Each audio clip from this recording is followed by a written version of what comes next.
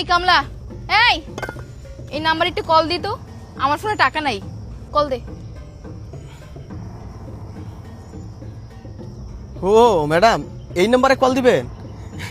Call দেয়া লাগবে না, আমি তো আছি, আমাকেই বলেন।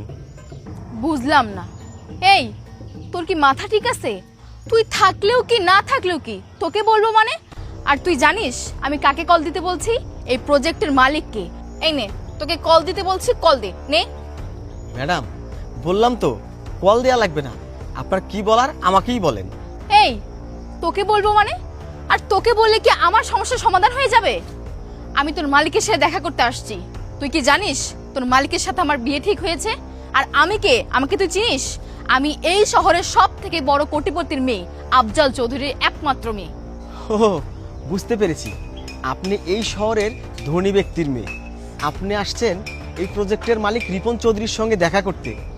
তার সঙ্গে আপনার বিয়ের কথাবার্তা চলছে। আচ্ছা, তার সঙ্গে যে আপনার বিয়ের কথাবার্তা চলছে, এর আগে কি তাকে আপনি দেখেন নাই?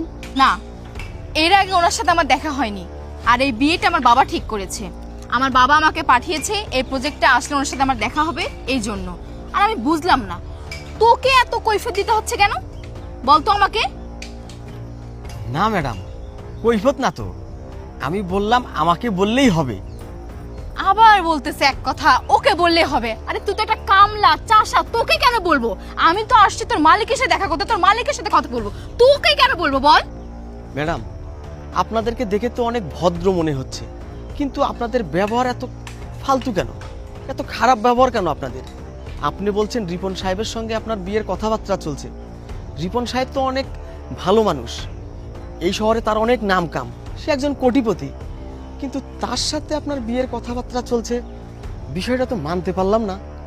ছোট লোকের বাচ্চা, তোর এত বড় সাহস, তুই আমার ব্যবহার নিয়ে কথা বলিস? আমার বিয়ে রিপনের সাথে হবে কি না হবে তুই মানার কে? তুই মানলেও কি না মানলেও কি, তোকে কেন এত কৈফিয়ত দিতে যাব? আর এই ছোট লোকের বাচ্চা, তুই আমার ব্যবহার নিয়ে কথা বলিস? আমার ব্যবহারকে তোর মতো একটা ফকিনীর থেকে শিখতে হবে? হ্যাঁ এই ম্যাডাম, আপনি এটা কি করলেন? আপনি আমার গায়ে হাত তুললেন। আসলে তো আপনারা একটা বেদব। না না, শুধু বেদব না, আপনারা একটা চরম লেভেলের বেদব। আর আপনি কি যেন বললেন, রিপন সাহেবের সঙ্গে আপনার বিয়ে ঠিক হয়েছে? আপনার আর রিপন সাহেবের সঙ্গে বিয়েটা হচ্ছে না। আপনারা আসতে পারেন, যান এখান থেকে, চলে যান। ওরে, যত বড় মুখ নেই তত বড় কথা। আপু, আমার কি মনে হচ্ছে এ একটা পাগল, এ পুরা পাগল, এর মাথা নষ্ট হয়ে গেছে। ছোট লোকের বাচ্চা, শয়তানের বাচ্চা, আমার বিয়ে রিপন সাহেবের সাথে হবে না, তুই বলার কে? এই তুই কে রে? ম্যাডাম আমি কে এটা জানতে চাচ্ছেন? কিছুক্ষণ আগে আপনি যে নাম্বারে কল দেওয়ার কথা বলেছিলেন, সেই নাম্বারটার মালিক আমি। কি অবাক হয়ে গেলেন? আরে ম্যাডাম, আমি সেই রিপন সাহেব। মানে কি বলছে? এই তুই কি আমাদের সাথে মজা করতেছিস, ফাজলামি করতেছিস? তোর মতো একটা কামলা চাষার বাচ্চা ছোট লোক ফকিন্নি কেমনে রিপন সাহেব হবে? হ্যাঁ দেখেন তো নাম্বারটা মিলান তো।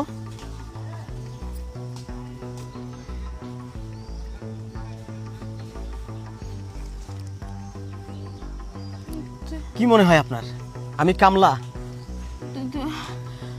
না আসলে সরি, মানে সাইলেন্ট। আমি আর আপনার কোনো কথা শুনতে চাচ্ছি না। আপনার ব্যবহার সম্পর্কে, আপনার ফ্যামিলি সম্পর্কে যতটুকু জানার আমি জেনে গেছি। আসলে না, আপনি ভুল ভাবছেন, আমার কথাটা শুনেন। আমি বুঝতে পারিনি আসলে আপনি যে পোশাক পরে আছেন, আমি কেন, আমার জায়গায় যদি অন্য কেউ থাকতো তাহলে তো আপনাকে চিনতে পারতো না। আমি তো বুঝিনি। কেন একজন পোশাক দেখে কি মানুষ বিবেচনা করা হয়? একজন মানুষের পোশাক দেখে কি তাকে নির্ধারণ করা হয় কে কোটিপতি আর কে ফকির? শোনেন, গতকালকে রাতে আপনার বাবা যখন আমাকে কল দিয়েছিল, বলেছিল আপনি আজকে আমার সঙ্গে দেখা করতে আসবেন এই প্রজেক্টে, তখন আমি সিদ্ধান্ত নেই আমি কামলা সেজে লুঙ্গি পরে আপনাকে পরীক্ষা করব। আমি দেখব আপনার মন মানসিকতা কেমন, আপনার ব্যবহার কেমন। কিন্তু আমি পরীক্ষা করে দেখলাম আপনার ব্যবহার কুৎসিত, আপনার মন মানসিকতা একদম নিচু জাতের মতো। আপনাকে বিয়ে করব আমি, এই চিন্তা ভাবনাটা মাথা থেকে ফেলে দেন। আপনার মতো মেয়েকে যদি আমি বিয়ে করি আমার ভবিষ্যৎ যে কি হবে এইটা আমার জানা আছে।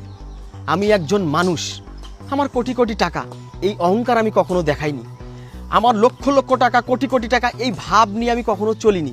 আমি সব সময় মানুষের সঙ্গে সাধারণভাবে চলেছি, মানুষের সঙ্গে সুন্দর ব্যবহার করেছি, সুন্দর আচরণ করেছি। কিন্তু আপনার যে আচরণ, তাতে আপনাকে বিয়ে করা আমার পক্ষে সম্ভব না।